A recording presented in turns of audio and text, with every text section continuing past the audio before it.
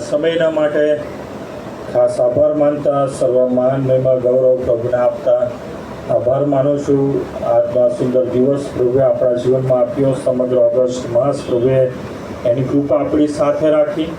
વાતાવરણ પણ પ્રભુએ જે સુંદર પૂરું પાડ્યું છે, દરેક બાબતો માટે ખાસ પ્રભુનો આભાર માનું છું. આપ સર્વનો પ્રભુ ઈસુના નામમાં પ્રેમી સલામ પાઠવતા આવકાર કરું છું. જે 3 રવિવારથી આપણે જોતા આવ્યા છે એ પ્રમાણે ખાસ આપણે માર્કની સુવાર્તામાંથી 6ઠો અધ્યાય અને જે પ્રાર્થના ઉપર પ્રભુ ઈસુ ખ્રિસ્ત ખાસ ભાર મૂકે છે અને એ પ્રાર્થનાની બાબતમાં આપણે વચન જોવા માગીએ છીએ. અને જેમ 8મી કલમમાં માર્કની સુવાર્તા 6ઠો અધ્યાય અને 8મી કલમમાં પ્રભુ ઈસુ આ પ્રમાણે જણાવે છે, એ માટે તમે તેઓના જેવા ન થાઓ, કેમ કે જેની તમને અગત્ય છે તે તેની પાસે માગ્યા ગાઓ.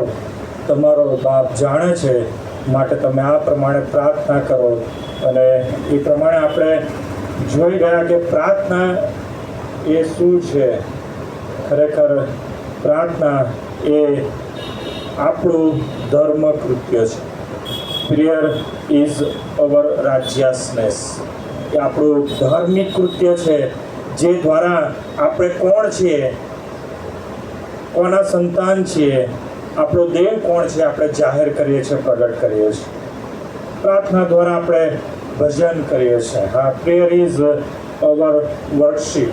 હા, એ આપણું ભજન છે, જે આપણે જીવતા દેવનું ભજન કરવામાં પ્રાર્થના એ આપણને દોરવણી આપે છે, મદદરૂપ બને છે.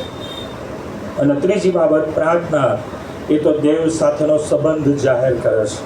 Prayer is our relationship with God. હા, પ્રભુ સાથેનો એ આપણો સંબંધ જાહેર કરે છે. અને માટે ખ્રિસ્તી વિશ્વાસી વ્યક્તિના જીવનમાં પ્રાર્થના એ ખૂબ મહત્વની બાબત છે, ખૂબ મહત્વનું એ કાર્ય છે. અને એટલા માટે રોજ અને જેટલી વખત તમે એ રોજ પ્રભુની સાથેના એ સંબંધમાં વધુ વૃદ્ધિ પામો એ ખૂબ જરૂરી છે. બાઇબલમાં પ્રાર્થના વિશે ક્યાંય એવી ક્વોન્ટિટી કે એનું પ્રમાણ જાહેર કરવામાં આવ્યું નથી કે તમે ખાલી આટલી જ પ્રાર્થના કરો. હા, રાત્રે દિવસે તું તેનું મનન કર, એટલે કે વચનોના મનન સંબંધી ચોક્કસ એવું લખ્યું છે કે સવારે અને સાંજે એનું મનન કરે. અને મોટા ભાગે ઘરોમાં આપણે સવાર સાંજ બાઇબલનું વાંચન કરીએ છીએ, વચનો મનન કરીએ છીએ, પણ પ્રાર્થના સંબંધી ક્યાંય એ પ્રમાણે કહેવામાં આવ્યું નથી. પણ પ્રાર્થના સંબંધી એ પ્રમાણેનું સ્ટેટમેન્ટ આપવામાં આવ્યું છે કે સર્વદા પ્રાર્થના કરો. એ ઉપરથી તમે સમજી શકો છો કે પ્રાર્થના એ ખ્રિસ્તી વ્યક્તિના જીવનમાં કેટલી અગત્યની બાબત છે. હા, પ્રભુ પણ વારે વારે શિષ્યોને કહે છે, ગેથસેમાની વાડીમાં પણ જ્યારે શિષ્યો એ પ્રભુની સાથે પ્રાર્થના કરવા જાય છે, પ્રભુ ઈસુ ખ્રિસ્ત પોતે ભાર દઈને કહે છે કે આવો આપણે પ્રાર્થના કરીએ, પણ શિષ્યો થાકી ગયા હોય છે, ઊંઘી જાય છે.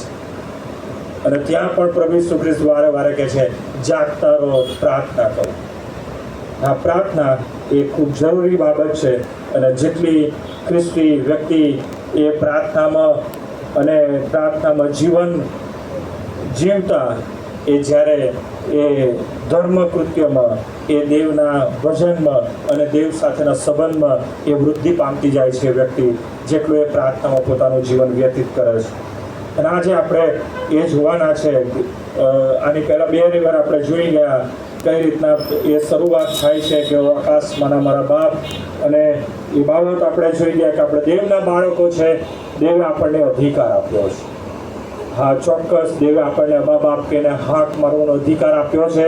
અને યોહાનની સુવાર્તા 1લો અધ્યાયને ત્યાંથી આપણે જોઈ ગયા કે આપણે પ્રભુથી જન્મેલા બાળકો છે. પ્રભુએ દેવે આપણને જન્મ આપ્યો છે અને બાળકો તરીકે આપણને ત્યાં પ્રભુ જાહેર કરે છે અને બાળકો તરીકે સ્વીકારે છે. અને બીજી બાબત કે તારું નામ પવિત્ર બનાવો. હા, દેવનું નામ. અને દેવનું નામ જ્યારે આપણે જાણીએ છીએ, એનો મતલબ કે દેવની અંગત ઓળખ આપણે ધરાવીએ છીએ. અને દેવ સાથેની એ અંગત ઓળખ, વ્યક્તિગત જીવનની ઓળખ, અને ત્યાં એ પ્રમાણેનું આપણે જ્યારે જીવન જીવીએ છીએ ત્યારે દેવનું નામ એ આપણા જીવન દ્વારા, આપણા કાર્યો દ્વારા એ પવિત્ર મનાય છે, પ્રભુને મહિમા મળે છે. પ્રાર્થના એ ખાલી બોલવાની બાબત નથી, પ્રાર્થના એ ખાલી વાંચી જવાની બાબત નથી, પ્રાર્થના એ જીવનની એ બાબત છે કે તમે કેવું જીવન જીવો છો. તમારું જીવન એ તમારી પ્રાર્થના સંબંધી એક સાક્ષી આપે છે, પ્રાર્થના સંબંધી તમારું જીવન બીજાને ઉત્તેજન આપે છે, અને પ્રાર્થના સંબંધી જીવવામાં આવેલું જીવન એ પ્રભુનો મહિમા પ્રગટ કરે છે. અને આજે આપણે જોવાના છે કે તારું નામ પવિત્ર મનાવ.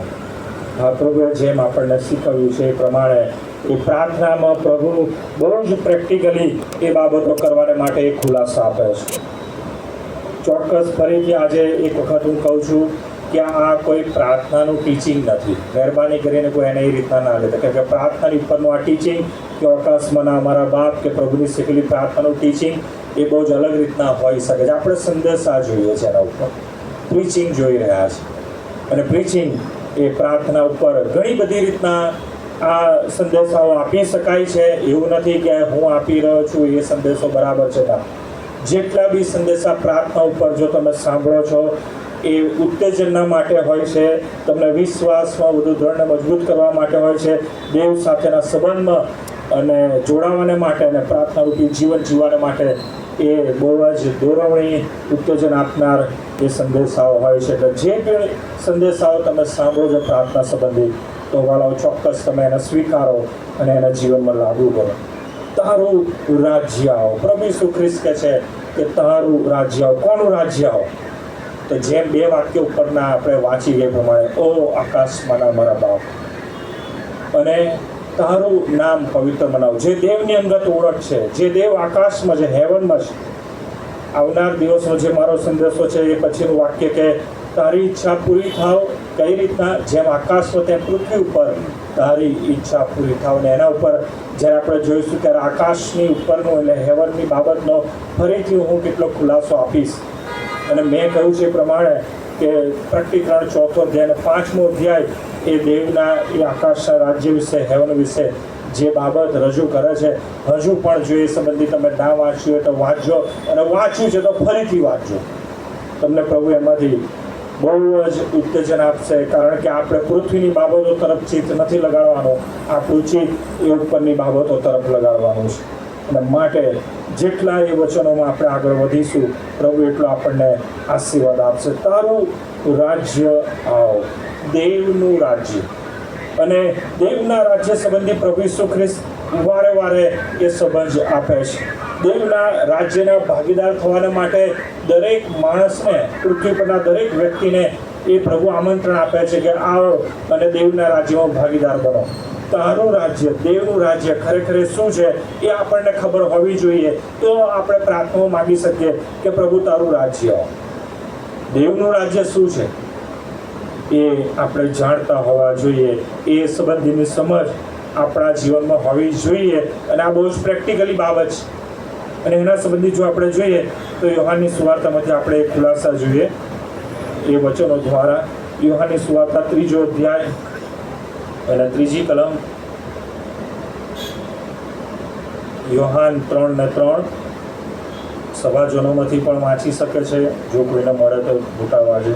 ઈસુએ તેને ઉત્તર આપ્યો કે હું તને ખચિત કહું છું, જો કોઈ માણસ નવો જન્મ પામ્યો ન હોય તો તે દેવનું રાજ્ય જોઈ શકતું નથી. નિકોદેમસની વાત છે, આપણે બધા બાબત જાણીએ છીએ. અને નિકોદેમસ એ પ્રભુ ઈસુની પાસે આવે છે, સંતાઈને કોઈ જોઈ ના જાય એ રીતના રાત્રે એકાંતમાં, અને પ્રશ્ન પૂછે છે કે પ્રભુ એ સર્વકાળનું જીવન, બરાબર કે અનંત જીવન પામવું હોય કે દેવના રાજ્યના વારસ બનવું હોય, કઈ રીતના? અને પ્રભુ એનો જવાબ આપે છે યોહાન 3:3 કે ઈસુએ તેને ઉત્તર આપ્યો, એટલે કે નિકોદેમસને કહ્યું, હું તને ખચિત કહું છું, જો કોઈ માણસ નવો જન્મ પામ્યો ન હોય તો તે દેવનું રાજ્ય જોઈ શકતું નથી. એટલે અહીંયા જ એ બાબતની ખાતરી થઈ જાય છે કે જો તમે નવો જન્મ પામ્યા નથી અને પ્રાર્થના કરો, ઓ આકાશમાંના મારા બાપ, અને પ્રાર્થના માગો તારું રાજ્ય આવો, તમે એના ભાગીદાર નહીં બની શકો. કેમ કે પ્રભુ બહુ સ્પષ્ટ કહે છે કે દેવનું રાજ્ય કોણ જોઈ શકે છે? જે નવો જન્મ પામ્યું હોય એ જ. માટે ખૂબ જરૂરી છે કે તમે એ દેવ સાથેના સંબંધમાં, એટલે કે નવા જીવનના ભાગીદાર થયા હોવા જોઈએ. કઈ રીતના? એ નવા જીવનના ભાગીદાર બને? એનો જવાબ પણ ત્યાં જ મળે છે. અને આપણે જોઈએ તો 5મી કલમ જે આ પ્રમાણે કહે છે, યોહાનની સુવાર્તા 3:3-5. ઈસુએ ઉત્તર આપ્યો કે હું તને ખચિત ખચિત કહું છું કે જો કોઈ માણસ પાણીથી તથા આત્માથી જન્મ્યું ન હોય તો તે દેવનું રાજ્ય જોઈ શકતું નથી. બીજી વખત પ્રભુ ઈસુ ખ્રિસ્તે કહે છે કે દેવનું રાજ્ય જોવું છે, દેવના રાજ્યના ભાગીદાર બનવું છે તો પાણીથી ને આત્માથી જન્મવું જરૂરી છે. આ બહુ ખુલાસામાં ડીપમાં જતા નથી, કેમ કે આપણે જાણીએ છીએ પ્રભુ ઈસુ શું કહેવા માગે છે કે બાપ્તિસ્મ શબ્દ જો આપણે એના વિશે વિચારવા જઈએ કે પાપ કબૂલાત છે. પાપ કબૂલાત, પસ્તાવિક જીવન, પસ્તાવા સહિત એ કબૂલાત કરવી અને બાપ્તિસ્મ લેવું, એનું મતલબ કે જૂના જીવનમાં મરી જવું અને પાણીમાંથી બહાર આવવું, એટલે કે ખ્રિસ્ત ઈસુમાં નવી ઉત્પત્તિ.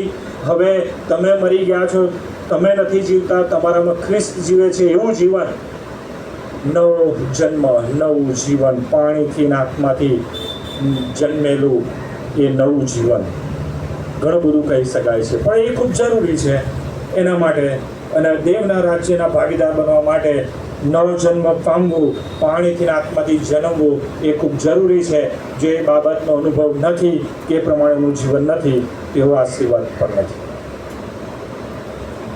માર્કની સુવાર્તામાંથી જોઈએ, ત્યાં પણ એ બાબત જે જાહેર કરે છે.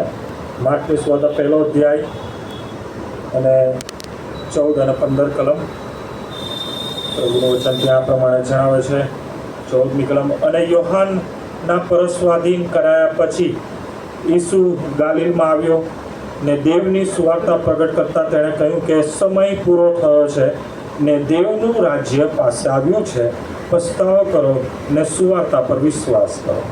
પ્રભુ ઈસુ ખ્રિસ્ત અહીંયા જાહેર કરે છે કે સમય પૂરો થયો છે. કયો સમય? ખરેખર જે દેવના રાજ્યની બાબત છે અને પૃથ્વી પર જે દેવના રાજ્યની લાવવાની બાબત છે, ખરેખર આ પ્રાર્થના દ્વારા આપણે માગીએ છીએ કે તારું રાજ્ય આવ, એટલે કે દેવનું રાજ્ય આપણે માગીએ છીએ. કયું રાજ્ય? આકાશનું રાજ્ય. ખરેખર અહીંયા જે શબ્દો પ્રયોગ થયો છે 2 રીતના થયો છે. એને એમ પણ કહી શકાય કે ધ કિંગડમ્સ ઓફ ગોડ્સ, અને એમ પણ કહેવાય છે કિંગડમ્સ ઓફ હેવન. એટલે કે આકાશનું રાજ્ય શબ્દ પ્રયોગ આપણા ગુજરાતી બાઇબલમાં એ રીતના થયો છે, પણ ઇંગ્લિશમાં હેવન એટલે કે સ્વર્ગનું રાજ્ય આપણે માગી રહ્યા છીએ. સ્વર્ગનું રાજ્ય આપણે માગી રહ્યા છીએ. તારું રાજ્ય આવ, સ્વર્ગનું રાજ્ય આપણે માગીએ છીએ કે પ્રભુ એ સ્વર્ગીય રાજ્ય તું અહીંયા સ્થાપિત કર. અને પ્રભુ ઈસુ ખ્રિસ્ત એ માટે જ આ જગતમાં આવ્યા છે. જ્યારે પ્રભુ ઈસુ ખ્રિસ્ત આ જગતમાં આવ્યા અને પ્રભુ ઈસુ ખ્રિસ્ત આ વચન કહે છે કે સમય પૂરો થયો છે, એનો મતલબ કે હવે જે માણસ પાપમાં હતું, પાપના કીચડમાં એ ફસાયેલું હતું, એ પોતાની રીતના બહાર આવી શકતું નથી. તારણ અને ઉદ્ધાર એ અશક્ય બાબત છે, કેમ કે માણસના માટે એ અશક્ય છે. એ દેવને જ શક્ય છે, કેમ કે દેવને સર્વ શક્ય છે. અને આવી ઘણી બધી એવી બાબતો જોઈ શકાય છે. અને પ્રભુ ઈસુ ખ્રિસ્ત આવ્યાથી પ્રભુ ઈસુ ખ્રિસ્ત કહે છે કે દેવનું રાજ્ય પાસે આવ્યું છે, પાસે આવ્યું છે. એનો મતલબ તમારી પાસે આવ્યું છે. દેવનું રાજ્ય કેવું છે? તો એ દ્રશ્ય રીતના નથી, એ આંખેથી જોઈ શકાતું નથી. દેવનું રાજ્ય એ આપણા મધ્ય છે, એ આપણા મધ્ય પ્રભુએ સ્થાપિત કર્યું છે. એ નવો જન્મ પામવાથી અને આત્માના ભાગીદાર બનવાથી દેવનો આત્મિક અનુભવ આપણે આપણા જીવનમાં પ્રાપ્ત કરીએ કે જેથી દેવના રાજ્યના આપણે ભાગીદાર છીએ. એ ખાતરી, એ વિશ્વાસમાં આપણે વૃદ્ધિ પામતા જઈએ જીવનમાં. અને ત્યારે ખરેખર આપણને ખાતરી થાય છે જીવનમાં કે ભલે જગત પરનું, એટલે કે આ પૃથ્વી પરનું મારું જીવન એ એનો અંત આવે મૃત્યુ દ્વારા, પણ તેમ છતાં પણ મારું જીવન એ દેવના રાજ્યનો ભાગીદાર બનેલું છે. હું સ્વર્ગીય રાજ્યમાં પ્રવેશ પામીશ. એ ખાતરી ધરાવનાર વ્યક્તિ કહી શકે છે કે પ્રભુ તારું રાજ્ય. કેમ કે એના જીવનમાં દેવનું રાજ્ય જ્યારે માગે છે, દેવનું રાજ્ય એના જીવનમાં સ્થાપિત થાય છે. એ ખાતરી, એ વિશ્વાસ અને અનંત જીવનના ભાગીદાર થયાની અને દેવના રાજ્યના ભાગીદાર થવાની ખાતરી, જેમ પાઉલ પ્રેરિત એ તિમોથીના પત્રમાં એ તિમોથીને જણાવે છે કે હું વિશ્વાસની સારી લડાઈ લડ્યો છું, મેં દોડ પૂરી કરી છે અને હવે મારા માટે દેવે એ જીવનનો મુંગટ રાખ્યો છે. અને કેવળ મને જ નહીં, પણ જે પણ એ પ્રમાણે જીવે છે દરેકને પ્રભુ આપશે.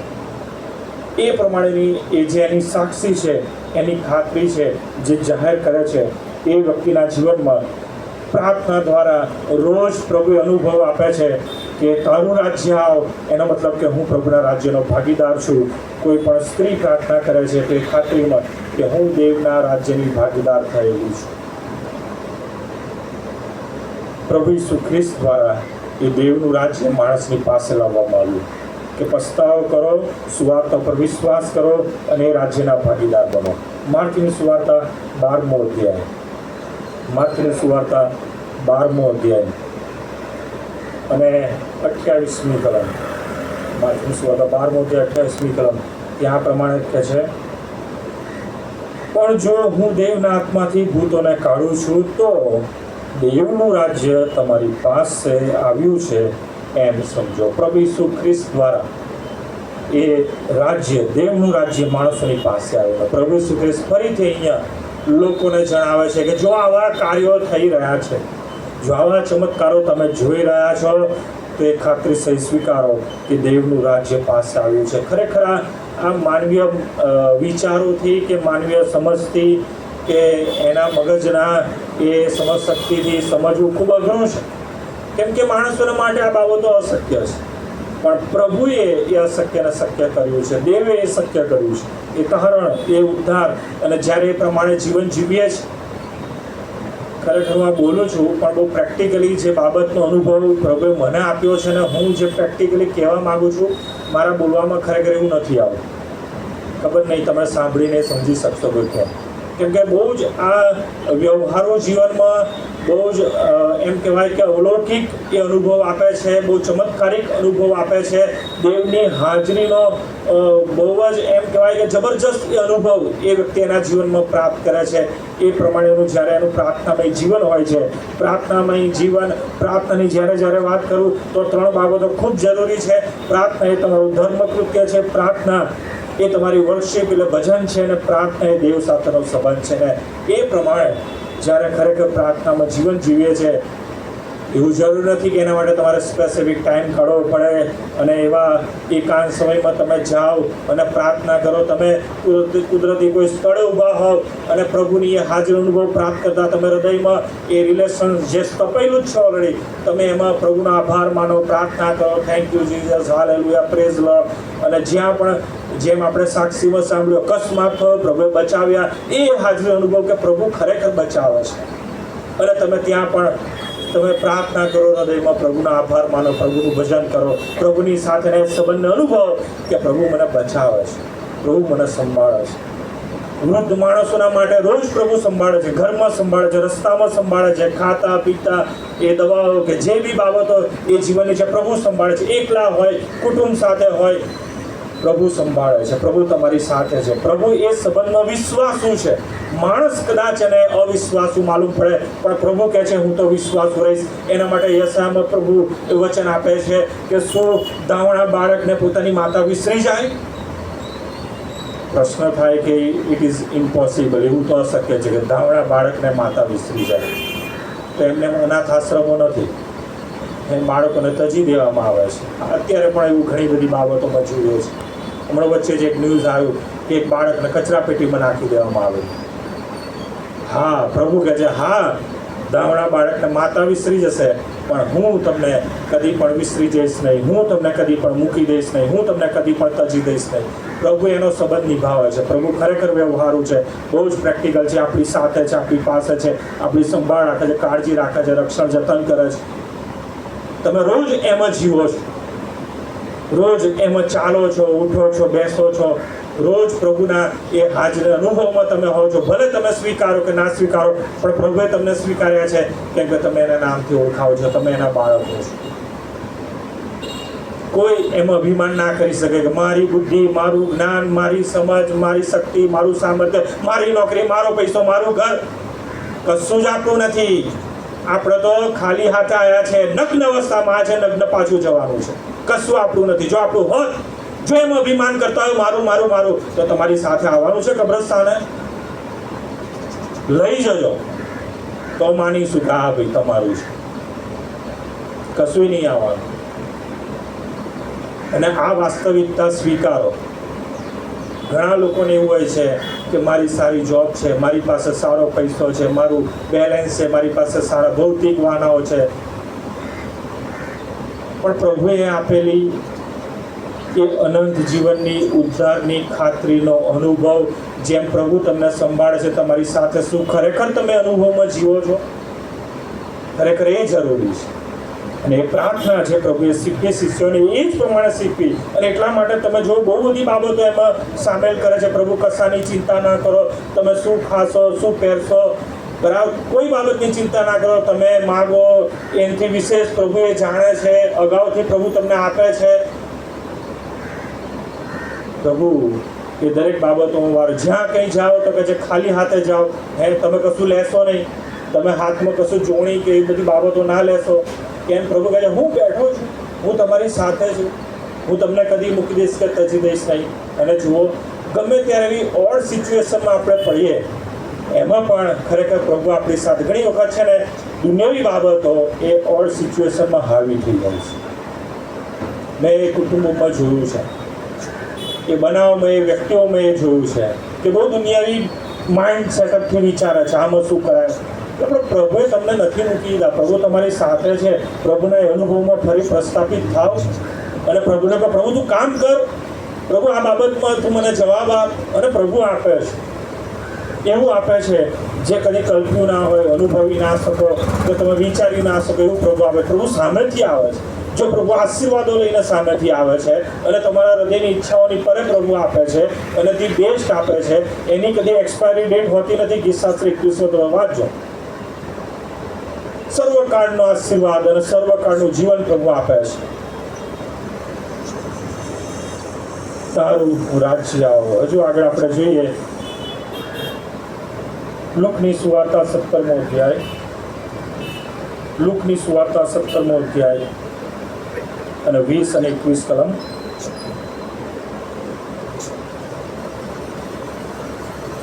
ત્યાં ફરોશીઓ પ્રભુ ઈસુને પ્રશ્ન પૂછે છે. લુક 17:20 કલમ. ફરોશીઓએ તેને પૂછ્યું કે દેવનું રાજ્ય ક્યારે આવશે? આપણે દેવના રાજ્યની બાબતો ચર્ચા કરી રહ્યા છે ત્યારે ફરોશીઓને પણ થયું દેવનું રાજ્ય ક્યારે આવશે? ત્યારે તેણે તેઓને ઉત્તર આપ્યો કે દેવનું રાજ્ય દ્રશ્ય રીતે નથી આવતું. રોમન સામ્રાજ્યનું રાજ્ય આવ્યું, એ લોકો રૂલિંગ કરવા લાગ્યા, બરાબર. અત્યારે જે સરકાર છે આપણે જાણીએ છીએ, બરાબર, એ રીતના દ્રશ્ય રીતના દેવનું રાજ્ય નથી આવતું. પ્રભુ ઈસુનું કહેવું એવું છે. આગળ 21મી કલમ. અને એમ નહીં કહેવામાં આવે કે જો આ રહ્યું, બરાબર.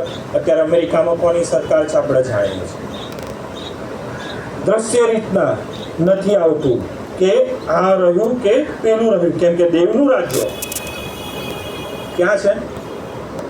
ખરેખર ખબર છે, આપણે પ્રાર્થના તો માંગીએ છીએ પ્રભુ તારું રાજ્ય આવો, પણ પ્રભુનું રાજ્ય શું છે, ક્યાં છે, કેવી રીતના છે, એ વિશે તો આપણે જાણીએ છીએ.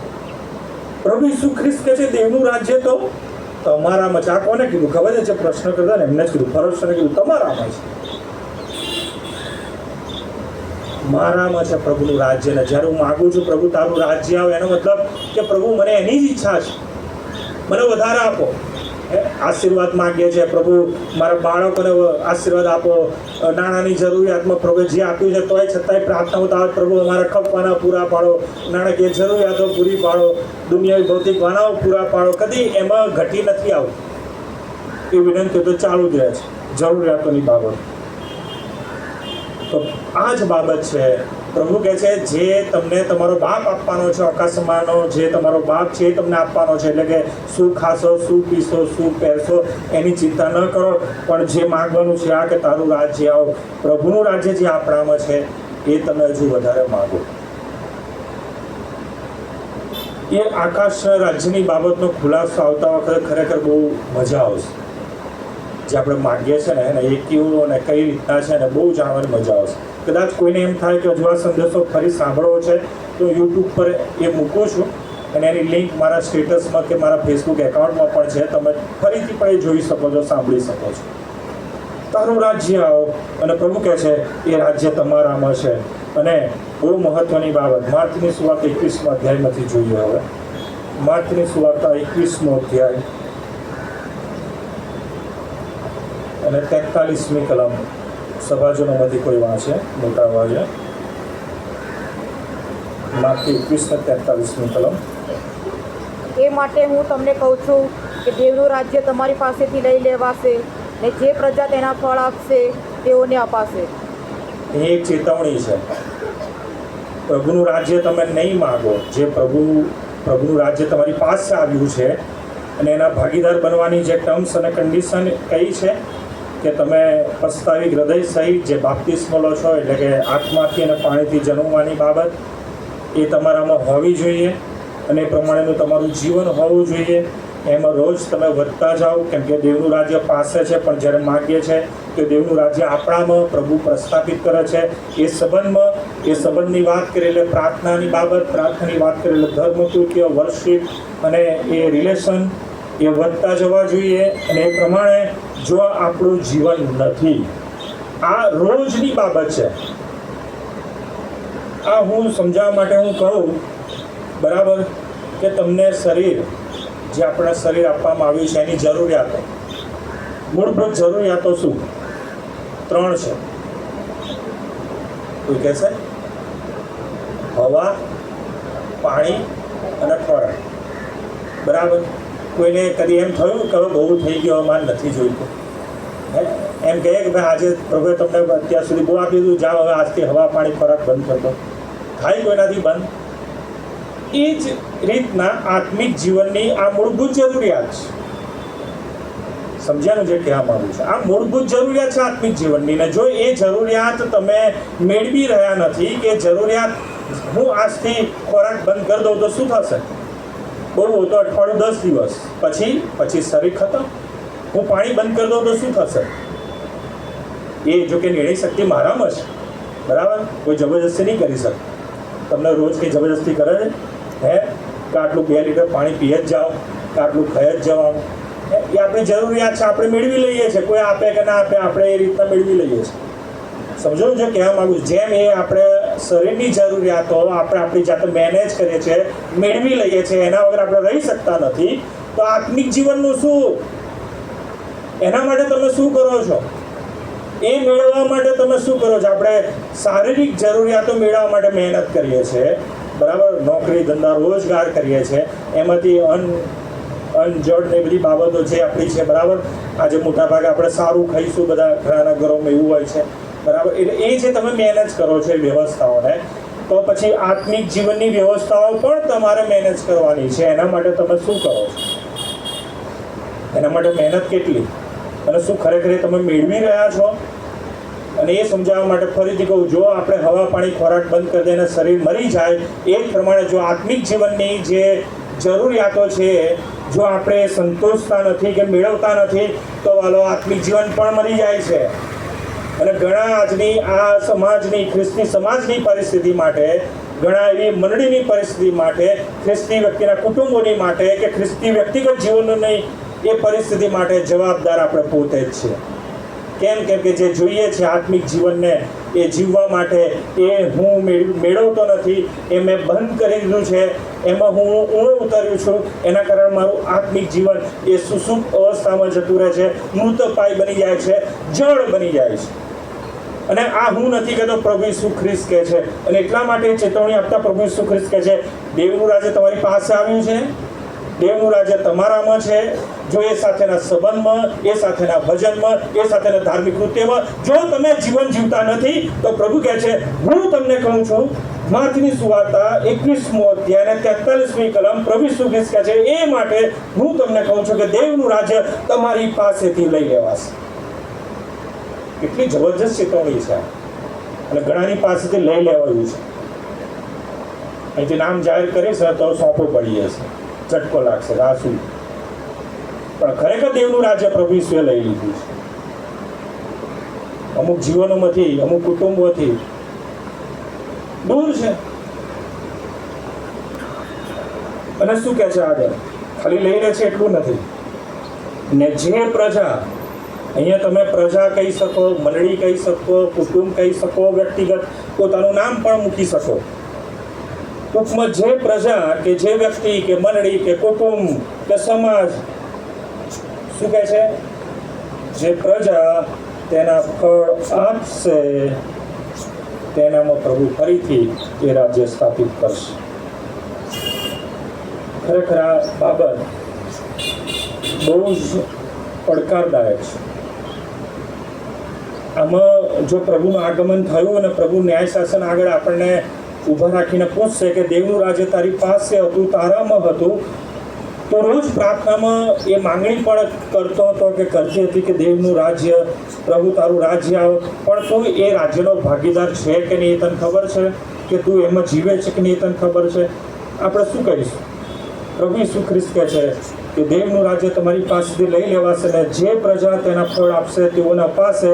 હજુ પણ આગળ ફરીથી 44મી કલમ, અને આ પથ્થર પર જે કોઈ પડશે તેના ટુકડે ટુકડા થઈ જશે, પણ જેના પર તે પડશે તેનો ભૂકો તે કરી નાખશે. 45મી કલમ, અને મુખ્ય યાજકો તથા ફરોશીઓ તેના દ્રષ્ટાંતો સાંભળીને સમજ્યા કે તે કોના સંબંધી કહે છે? હવે તમે સમજો તો સારું. બાકી પ્રભુ તો અબ્દલ ન્યાયાધીશ. પ્રભુ કદી બદલાતા નથી. ગઈકાલે, આજે અને સદા સર્વકાળ પ્રભુ એવા છે. પ્રભુ કોઈની આંખની શરમ પણ નહીં રાખે. અને માટે ખૂબ જરૂરી છે કે તમે તમારા જીવન સંબંધી સભાન બનો. કેવું જીવો છો, કેવું જીવી રહ્યા છો, દેવના રાજ્યના તમે ભાગીદાર છો કે નહીં, પ્રભુનું રાજ્ય તમારામાં છે કે નહીં, એ સંબંધીની સભાનતા ખૂબ જરૂરી છે. અને છેલ્લે પ્રકટીકરણનું પુસ્તક, એમાંથી પણ આપણે જોઈએ પ્રકટીકરણનું પુસ્તક અને 20મો અધ્યાય, અને ત્યાં પણ પ્રકટીકરણના પુસ્તકમાં પણ ઘણી બધી જગ્યાએ એ દેવના રાજ્યની બાબત છે. મેં જેમ અત્યાર સુધી કીધું વચનમાંથી આપણે જોઈ ગયા કે તારું રાજ્ય આવો, પણ એક સમય એવો આવશે કે ખરેખર પ્રભુનું રાજ્ય આવશે, આ પૃથ્વી પર આવશે. અને એના સંબંધી પ્રકટીકરણના પુસ્તકમાં 20મા અધ્યાયમાં 7મી કલમથી આપણે જોઈએ તો આ પ્રમાણે લખવામાં આવ્યું છે. પ્રકટીકરણ 20:7, પછી મેં રાજ્યાસનો જોયા અને તેઓ ઉપર જે લોક બેઠેલા હતા તેઓને ન્યાય કરવાનું સોંપવામાં આવ્યું. અને ઈસુની સાહેબીને લીધે તથા દેવના વચનને લીધે જેઓનો શિરછેદ થયો હતો તથા જેઓએ સ્વાપત્ની તથા તેની મૂર્તિની પૂજા કરી નહોતી અને પોતાના કપાળ પર અથવા પોતાના હાથ પર તેની છાપ લીધી નહોતી, તેઓના આત્માઓને મેં જોયા. તેઓ જીવતા થયા ને ખ્રિસ્તની સાથે 1000 વર્ષ રાજ કર્યું. મોયેલામાંના જેઓ બાકી રહ્યા તેઓ તે 1000 વર્ષ પૂરા થતા સુધી જીવતા થયા નહીં. એ જ પહેલું પુનરુત્થાન છે. પહેલા પુનરુત્થાનમાં જેને ભાગ છે તે ધન્ય તથા પવિત્ર છે. એવા ઉપર બીજા મરણનો અધિકાર નથી, પણ તેઓ દેવના તથા ખ્રિસ્તના યાજક થશે અને તેની સાથે એટલે ઈસુ ખ્રિસ્તની સાથે 1000 વર્ષ રાજ કરશે. તારું રાજ્ય આવો, તારું રાજ્ય આવો. ખરેખર પ્રભુનું આ રાજ્ય આપણે માગી રહ્યા છે. અને કદાચ પ્રભુનું રાજ્ય આવે, પણ ખરેખર શું આપણે એના ભાગીદાર હોઈશું? એ દેવ જે લોકોએ વિશ્વાસમાં મૃત્યુ પામશે, મરી જશે કે જીવતા હશે, દરેકના માટે લખવામાં આવ્યું છે. એ જ પહેલું પુનરુત્થાન છે. એટલે પહેલા પુનરુત્થાનમાં જેને ભાગ છે એના માટે પણ કહેવામાં આવ્યું છે કે ધન્ય પવિત્ર છે, કેમ કે એવા ઉપર બીજા મરણનો અધિકાર નથી. એ લોકો દેવના રાજ્યના ભાગીદાર છે. ક્યારથી ભાગીદાર છે? પૃથ્વી પરના જીવનમાં પ્રભુ ઈસુ ખ્રિસ્તના આગમન સહિત જે દેવનું રાજ્ય પાસે આવ્યું, આકાશનું રાજ્ય એટલે કે સ્વર્ગીય રાજ્ય પાસે આવ્યું, અને એના ભાગીદાર થયાની એ ખાતરી અને એ ભાગીદાર થયાની ખાતરીમાં જીવાયેલું જીવન, એનો અંત ચોક્કસ પૃથ્વી પર છે. પણ એ દેવના રાજ્યનો ભાગીદાર હતો કે હતી ને એમાં મૃત્યુ પામી છે વ્યક્તિ, એના માટે ત્યાં લખવામાં આવ્યું છે કે એ જ પહેલું પુનરુત્થાન છે. પહેલા પુનરુત્થાનમાં જેને ભાગ છે એના પર બીજા મરણનો અધિકાર નથી, અને ખ્રિસ્તની સાથે દેવના રાજ્યના ભાગીદાર થતા એ લોકો પ્રેક્ટિકલી આ પૃથ્વી ઉપર હાજરા હજુર દેવની હાજરીમાં એ દેવના રાજ્યના ભાગીદાર થતા દેવના રાજ્યમાં જીવન જીવશે. કેટલા વર્ષ? પૃથ્વી પરનું આપણું આ જીવન શરીરમાં જ્યાં સુધી છે ત્યાં સુધી એની લિમિટ છે 60, 70 વર્ષ, કે બળના કારણે 80 વર્ષ, કે કૃપાના 100 કે 120 વર્ષ, પણ એનો અંત છે. પણ પૃથ્વી પરના રાજ્યમાં 1000 વર્ષનું દેવનું રાજ્ય અને 1000 વર્ષના દેવના રાજ્યમાં જો જીવન જીવવું હોય એના માટે અત્યારે મારામાં દેવનું રાજ્ય હોવું જોઈએ. હું એ દેવના રાજ્યમાં જીવન જીવતો હોવો જોઈએ, હું એ દેવના રાજ્યનો ભાગીદાર હોવો જોઈએ. દરરોજ એ રાજ્યની ખાતરીમાં, દેવના રાજ્યના ભાગીદાર થયાની ખાતરીમાં મારે વૃદ્ધિ પામતા જવાનું છે. ખરેખર આ પ્રાર્થના એ પ્રેક્ટિકલી એક કાર્ય છે જે પ્રભુ ઈસુ ખ્રિસ્તે શિષ્યોને કહ્યું કે તમે આ પ્રમાણે પ્રાર્થના કરો. એનો મતલબ બીજા શબ્દોમાં તમે આ પ્રમાણે જીવન જીવો.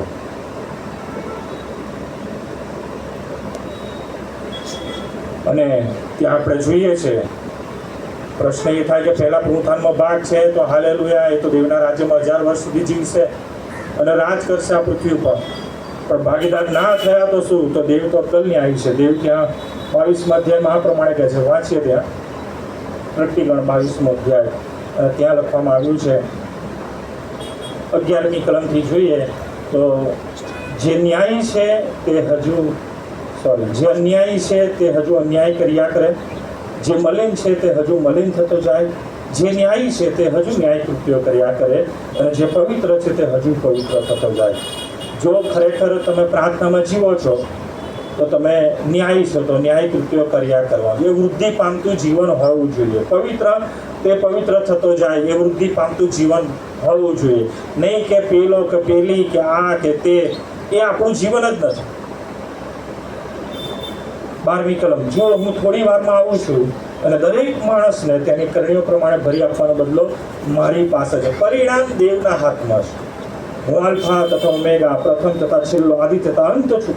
જીવનના ઝાડ પર તેઓને હક મળે ને તેઓ દરવાજામાં થઈને નગરમાં પ્રવેશ કરે. કયું નગર? એ 1000 વર્ષના રાજ્ય દરમિયાન દેવના રાજ્યમાં. નગર મીન્સ કિંગડમ ઓફ હેવન અને કિંગડમ ઓફ ગોડ્સની અંદર જે દરવાજો છે એ પ્રવેશની વાત છે.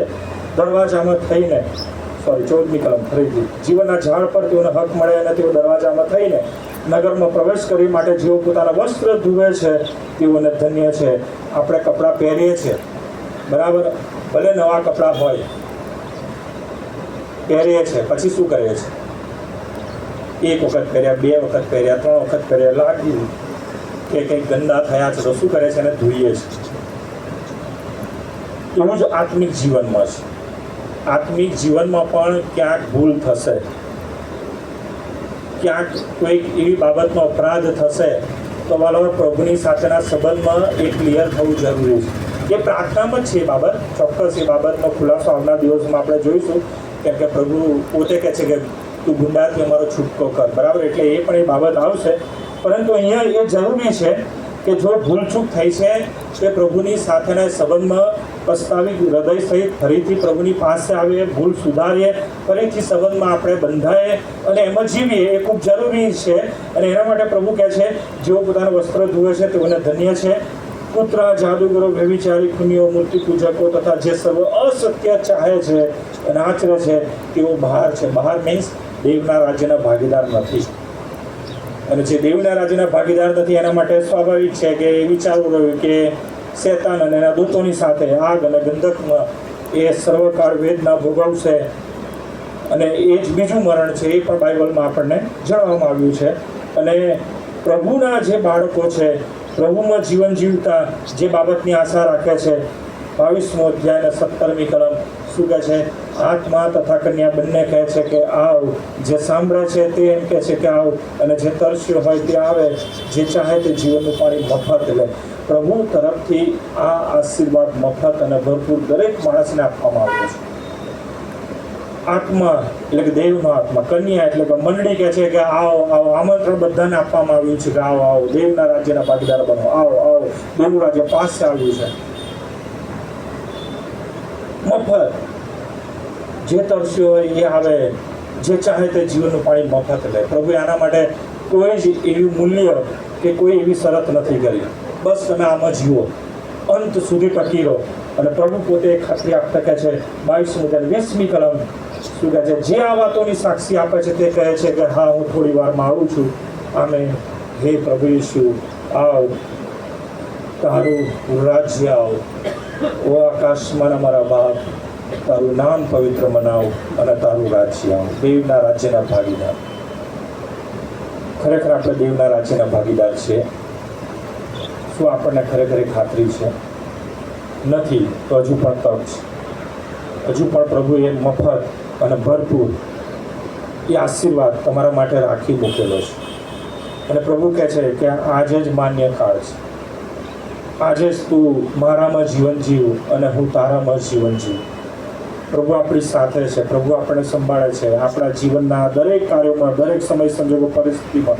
પ્રભુ વિશ્વાસુ છે, એ આપણને મૂકી દેતો કે તજી દેતો નથી. અને આવો પ્રભુના રાજ્યના ભાગીદાર બનીએ અને આશીર્વાદ જે પ્રભુ તરફથી મફત અને ભરપૂર મળે છે, રોજ મળે છે, એમાં વૃદ્ધિ પામતા જઈએ અને પ્રભુમાં છીએ.